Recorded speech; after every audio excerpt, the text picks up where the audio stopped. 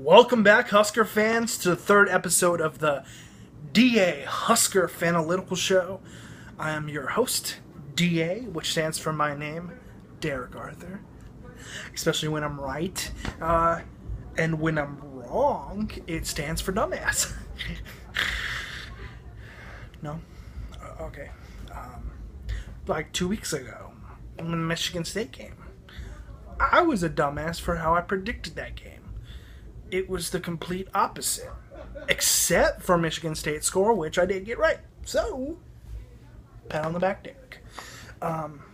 This week, the number 19 Nebraska Cornhuskers travel to Evansville, Illinois to take on the Northwestern Wildcats in what I'm hoping is not a repeat of last year's game, in which I suffered a massive heart attack.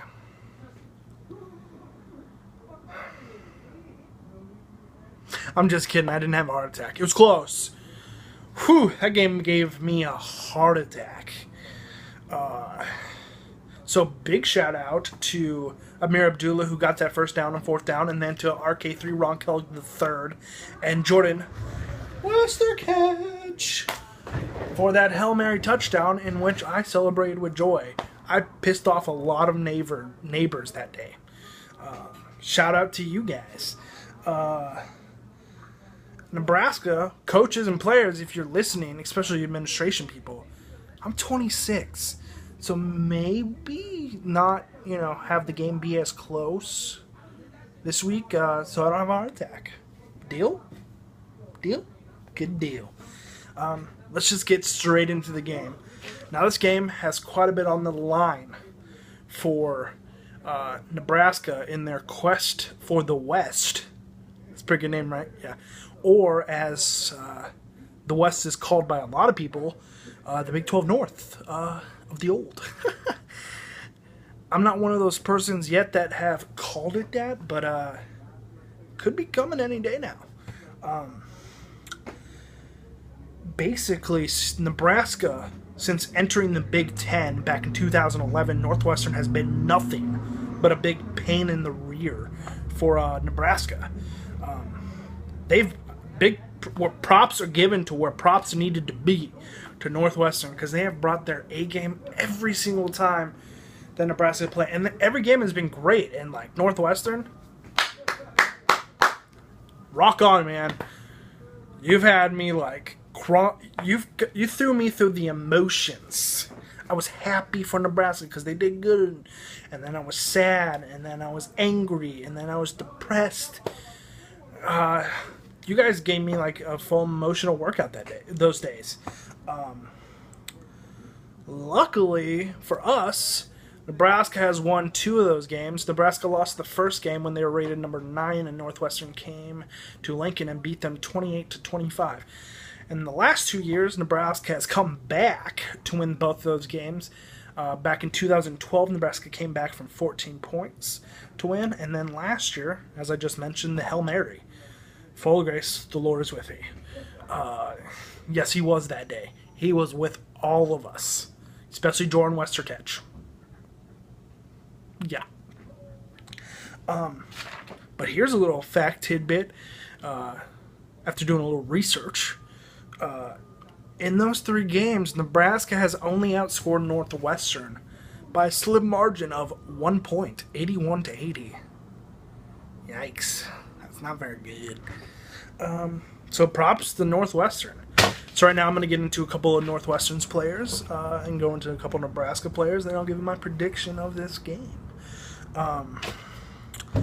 Northwestern is basically rebuilding their entire offensive skill players from last year due to graduation and due to a couple people who left the program. Like you, Venrick, Mark. You left. You were a good back too, man. It is what it is. So let's start off with their quarterback, Trevor Siemian.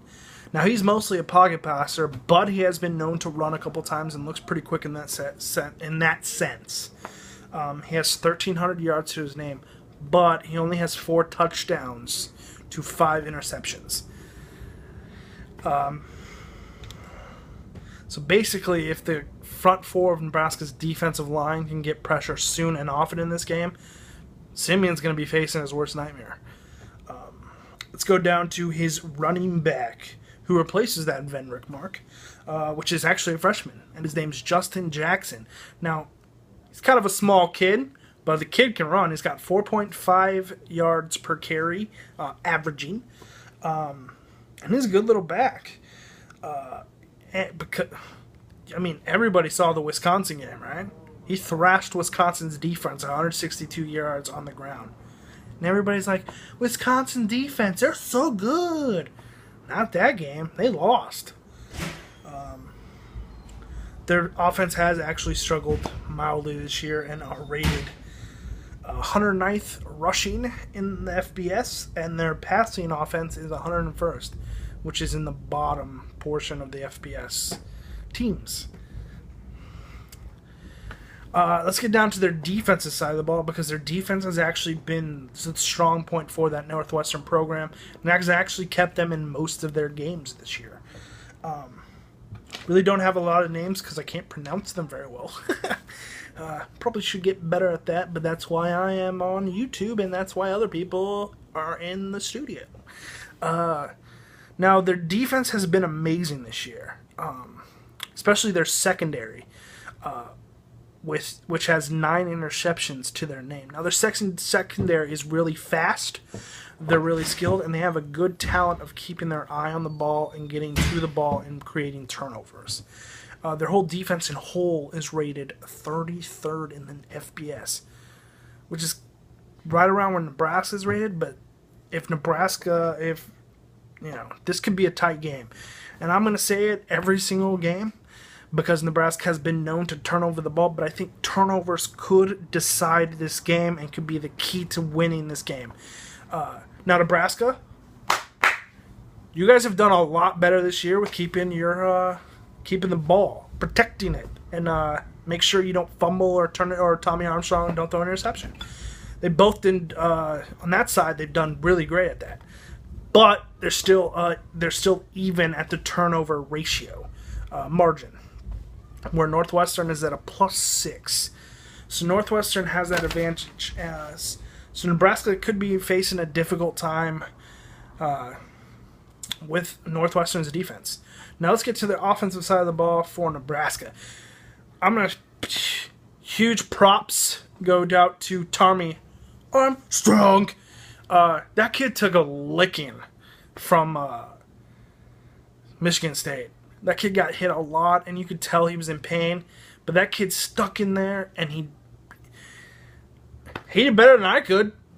He did better than a lot of people could, especially with that pressure. He got hit a lot. He made some mistakes. Our entire team made a lot of mistakes during that Michigan State game. And we only lost by 5. It's kind of like last year's game where we made the same mistakes and we lost too. Our offensive line has got to be playing better. Jake Cotton, wind blows you over, man. Straight and going forward, not backwards. It'll work. It was funny. It was hilarious. At first I was like, offside, someone touched him. No, he just fell backwards. Oh well. Offensive headline, like I said, they didn't come out with a lot of energy, and it looked flat from the get-go. They did come back in the second half and did a little bit better at pass protection, but Nebraska couldn't run the ball. And if you watch the Purdue versus Michigan State game this last weekend, Purdue had a pretty good game on the rushing side of the ball. So